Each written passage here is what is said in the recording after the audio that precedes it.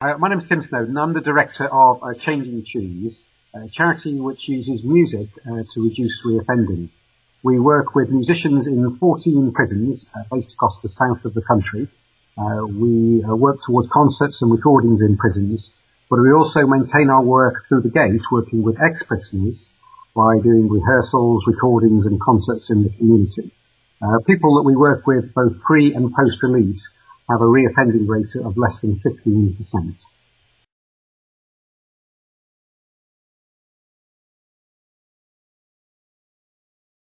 I do not think payment by results will be a good thing in the long run. I can understand why it is attractive, but I think in the end the negative sides of it will outweigh the benefits.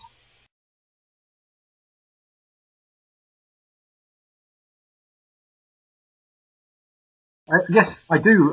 I think that the sort of measuring that we should be doing, or evaluation that we should be doing, should be qualitative in nature rather than quantitative. People's lives are very messy and complicated, and particularly prisoners' lives. And actually random sample a qualitative evaluation of why work has been effective would teach people a lot more about the effectiveness of the work rather than some arbitrary data set.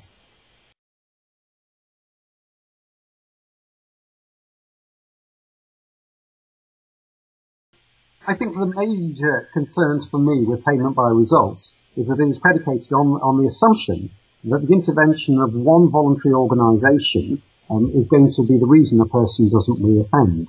And that is patently nonsense. It also, you might respond and say, well, what about multi-agency partnerships? Well, I still think that how are you going to start apportioning which organisation was the one that was effective and which was the one that wasn't? I know that from working with the prisoners and ex-prisoners that we have, when you actually evaluate the reasons they didn't reoffend, the reasons are very messy, very complicated, and go across many different areas. And that can be the intervention of voluntary organisations, it can be prison staff, it could be a friendly uncle, it could be so many things. So I feel that the whole notion of payment by results in this area is very questionable. My other great concern about payment by results is that it changes behaviour. It makes people less cooperative. And one of the things that we particularly need when working with prisoners and ex-prisoners is cooperation across the organisations.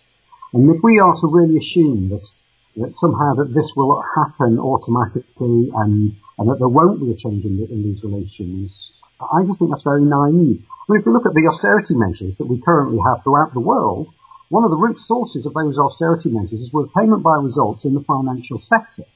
It does and it will change behaviour. We already have a system which is too tick box orientated, leading to prisoners often taking activities which are really not relevant to them. I can give you many examples, such as a prisoner who was doing a degree in radio science being made to do basic numeracy. It's a very simple reason he was made to do that. They knew he'd pass. And we do know that these sorts of systems change behaviour. And payment by results will change behaviour very, very significantly.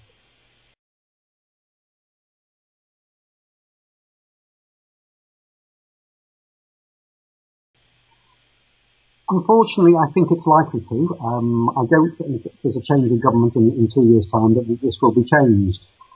It's politically very attractive. It sounds good on the radio. I can understand and agree with the logic behind it.